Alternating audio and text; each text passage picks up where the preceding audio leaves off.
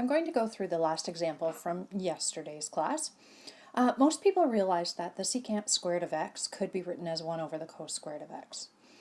So that works out. The tan of x, I encouraged you to leave it as a tan x, and I'll explain why as we get going. I also gave you the hint that the one on the top of the cos squared x could be expressed as sine squared x plus cos squared x. So I'm going to do that next here on my screen. So I'm going to have sine squared x plus cos squared x all over cos squared x. And then we have the rest as is.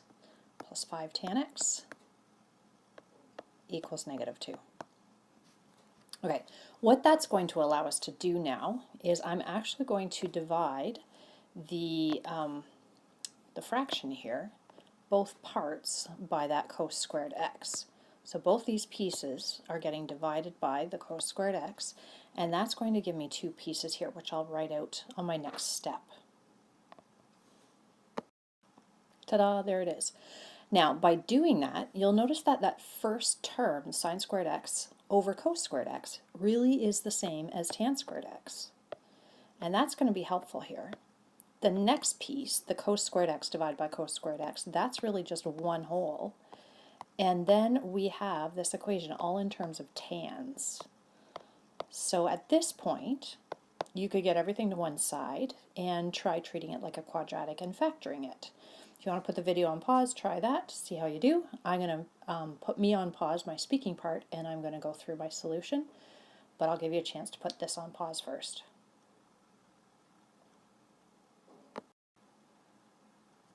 Okay, when I simplified that, I got tan squared x plus 5 tan x plus 3 equals 0.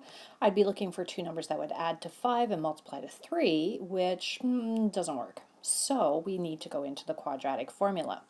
So it's not that x will equal -b, it's going to be that tan x equals -b plus or minus the square root of b squared minus 4ac all divided by 2a. So that's what I would use, but that's what the tan of x is going to be equal to. So you can give that a try, and I'm going to do that on the next page.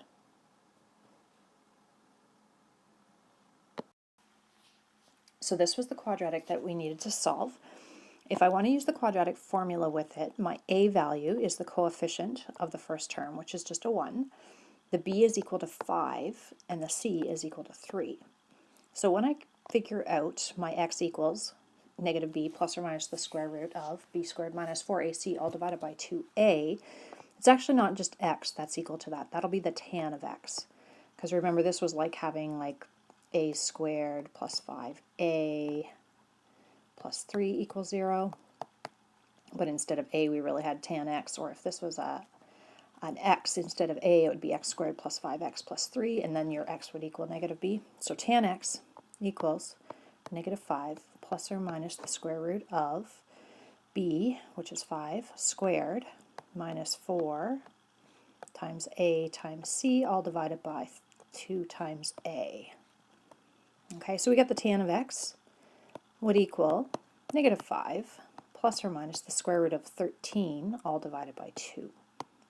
So those are our 2 little mini equations that we need to solve here.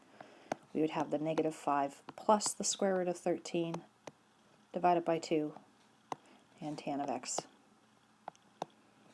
equaling -5 minus the square root of 13, all divided by 2.